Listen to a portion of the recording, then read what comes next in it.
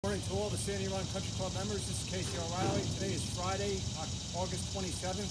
We're on the driving range here at Sandy Run early before the day starts, and we're going to do a little swing tip video about your backswing and how to start your swing correctly using your big muscles of your body. Normally when I'm working all day in front of the pro shop, I always try to ask people how they played and what's going on with their games. And a lot of people ask me, I'm struggling starting my swing. I really don't know how to do it. So today we're going to talk about a few tips, and we're going to give you a great drill that I use all the time at home indoors that really engages the body and gets the club on the correct swing plane.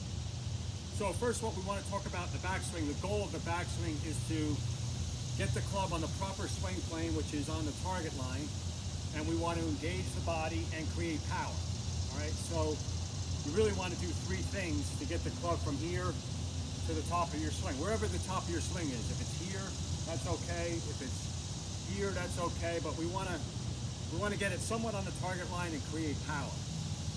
So what you want to try to do in your backswing is, after you create a athletic setup where your feet are shoulder width, your knees are flexed over your shoelaces, and you have balance 50-50, it's then time to engage your body, which is your shoulders down to your hips.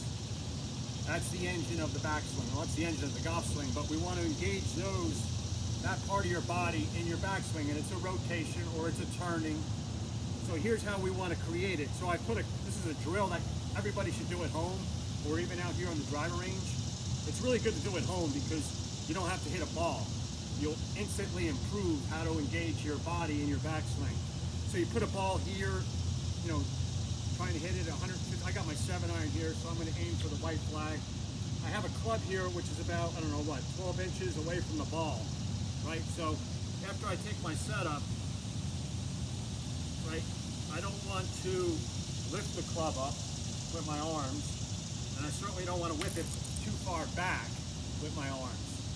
The goal of this drill is to make sure we're trying to create resistance. We're trying to engage our strong muscles to take the club back. So if I take the club back with my chest and shoulders, I can really push.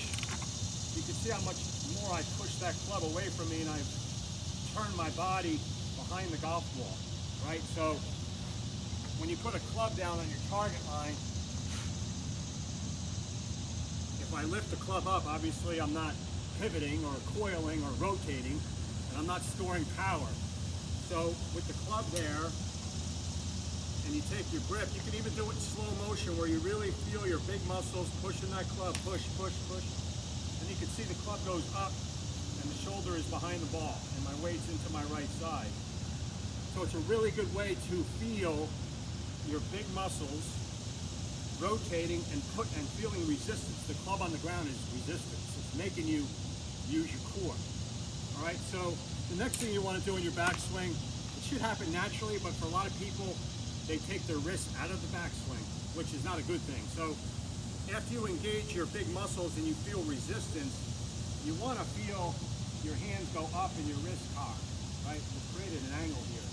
What we don't want to see is engaging the muscles and not hinging the club, right? So there's two things to practice in your backswing. Engaging the big muscles and then allowing your wrists and hands to go up. Because we want to get our wrists and hands up as high as we can, because that's power.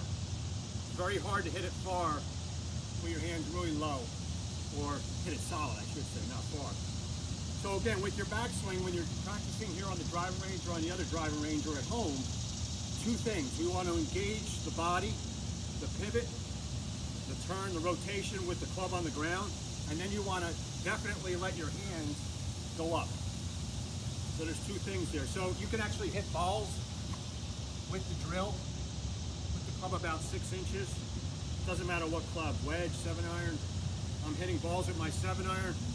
But the more we can push that club away with your big muscles, you're going to get some power.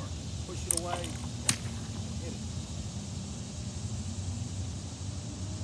So you can see that, I don't know if you can pan the camera, the club is quite a bit away because I engage my big muscles. And one more tip.